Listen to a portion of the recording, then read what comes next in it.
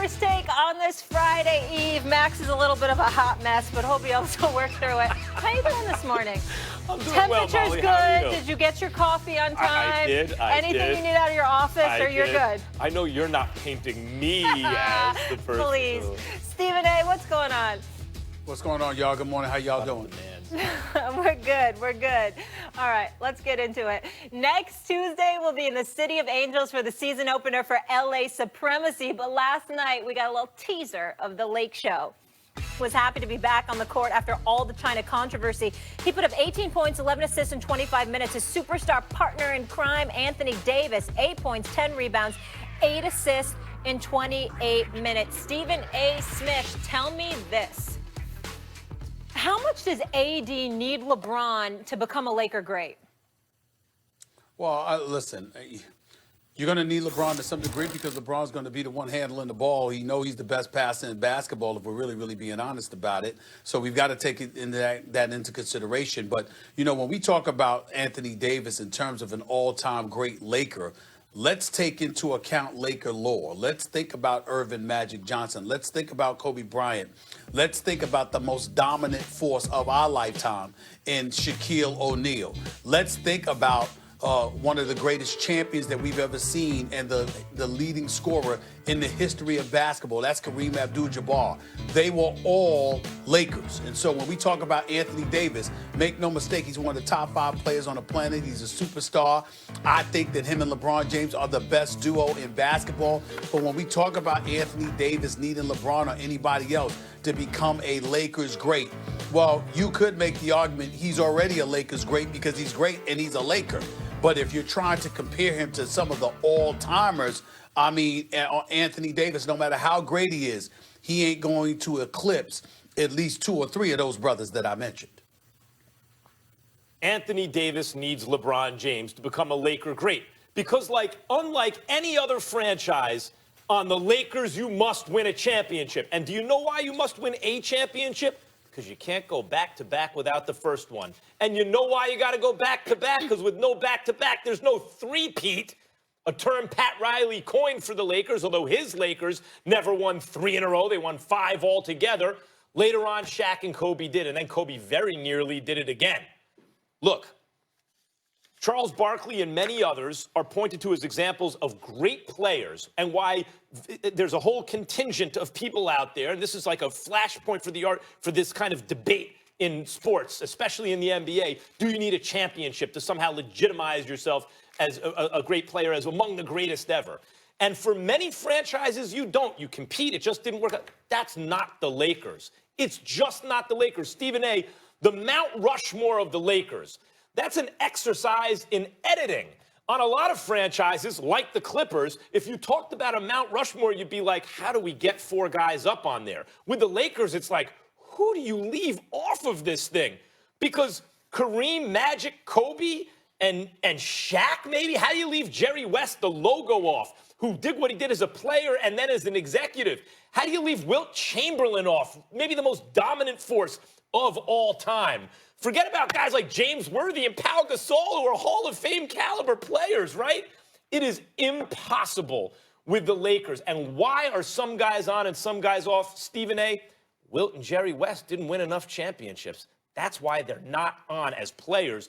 The Lakers Mount Rushmore, to be called a Laker great is not simply to be a great player who also happened to play on the Lakers. It's to win championships in L.A., and AD, as great as he is, has never sniffed it. Not that he was part of a great organization, but he's never sniffed it. He needs LeBron, a champion who knows how to get it done, a guy still operating on a very high level where they can be crime partners to become champions. And if Anthony Davis wins championships, at least one, but multiple championships in L.A., then he is a Laker great, and he'll start making his case for the Lakers Mount Rushmore. Well, here's you're not wrong, but as usual, you're incomplete. Because if Anthony Davis needs LeBron James because of the things that you just mentioned, then LeBron James needs Anthony Davis for the same reason. Because we're not talking about all-time great. We're talking about Lakers great. You're talking about right now a 3-time champion who has been to 9 NBA Finals. He's not even in the discussion on the Mount Rushmore of Lakers lore. because LeBron James 1 year in LA, he didn't even make the playoffs. And so the fact of the matter is that they need each other for the same exact reasons. We can't put that on Anthony Davis like, oh, he needs LeBron. LeBron needs him desperately too. Not to mention the fact that LeBron's time is running out. His basketball mortality is going to come to an end much sooner than later compared to Anthony Davis simply by age, attrition, and dust on a birth certificate. So what it comes down to is you look at LeBron James, you could say the same thing about him that you're saying about Anthony Davis, but when you talk about Anthony Davis, his level of greatness as a talent is comparable to anybody. You're right in terms of what he needs to accomplish, and obviously being on the court with LeBron James is going to provide the assistance that's needed. But I don't think there's a shot that LeBron and Anthony Davis ends up in Lakers lore to that degree. Because when you talk about Kobe, when you talk about Shaq, when you talk about Magic, when you talk about Kareem, you're talking about at least 3 championships in a Lakers uniform. I mean, you could compare them to Jerry West, the silhouette, who's got 1, Wilt Chamberlain, who had 1 with them. You can do that.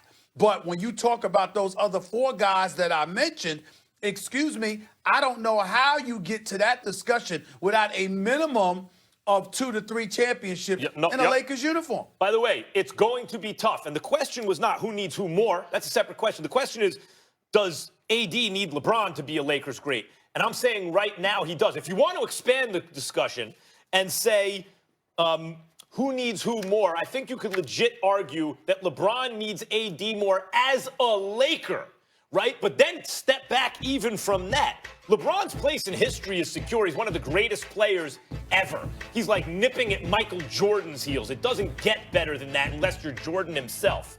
So his legacy is secure, much like Wilt Chamberlain before he came to the Lakers. Now, he did wind up winning a chip, but even had Wilt not won in LA, he's still one of the greatest players ever. AD, on the other hand, consider this, Stephen A.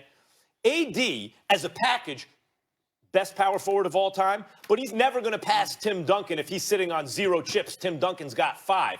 And by the way, AD's career could overlap with another great Laker. In other words, LeBron could be the first half of his Laker career. He could attract another superstar for the second half and keep winning chips if indeed he gets to that level. Far be it for me to say this to you, but you are talking too much and you are bypassing the headline, the big headline here. You just said something that's very, very important to discuss. LeBron James, legacy secure. Not so fast. Yes, you're a 3-time champion in 9 NBA Finals appearances. But if what Max has predicted happens, that might tarnish his legacy.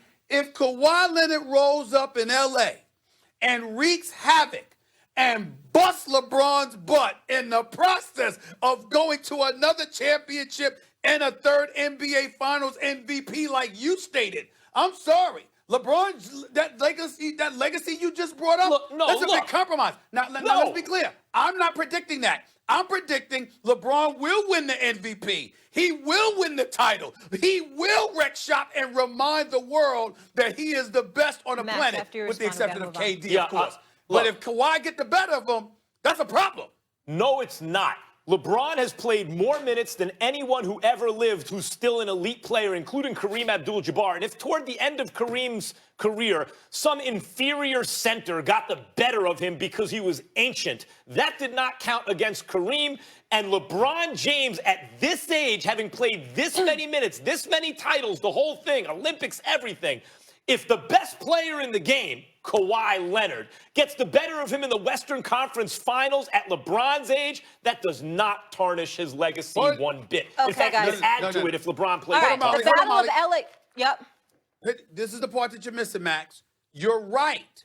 If LeBron lets us know his age and he looks that way at the beginning, but if he's balling and he's an MVP and he's wreaking havoc all season long, but then runs into Kawhi and gets his behind waxed, we got a problem. Nah, these are the guys, gravy we're going to years be for out in LeBron. LA all next week. The battle of LA supremacy. Tuesday, it's going to be Lakers Clippers. First Take will cover all of it. We'll dive much more into this. But I have a little news for you. We were talking about Bradley Beal yesterday with Wale, one of the top free agents for next year off the market. We had a Woj bomb. Adrian Wojnarowski tweeting this morning that Bradley Beal is agreeing to a 2-year, $72 million extension with the Wizards. Stephen A., your thoughts on the Beal extension? My condolences. I'm incredibly sad for him. He deserves every penny. He's a star. He's underappreciated. He's one of the best guys you'll ever meet in the league. And I'm wishing Tommy Shepard nothing but the best of luck. But he is literally all the nation's capital has when it comes to basketball. John Wall is hurt, not expected to be available this year. Bradley Beal is going to be a part of an absolutely awful roster. My condolences to him and all those Wizards fans that are coming to watch them this year. You know I what, do wish them luck, by the way. I know what you mean, Stephen A. It's like, what are you doing wasting your prime? On the other hand, you have to tip your cap. Remember when I said Zion shouldn't play, the equipment's though? He said, no, I want to play. Good, you do what's in your heart, right? Damian Lillard, I'm not trying to go join anyone. I want to stay right here in Portland and bring it. And if he never wins a championship, that doesn't count against him for staying and trying, even though they don't have the squad that some of the other teams do.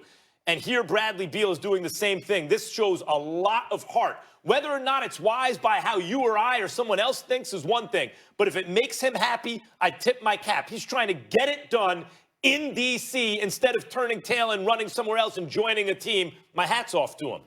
All right, got to leave it there. I applaud him. I'm just feeling sorry for him because they're going to stink.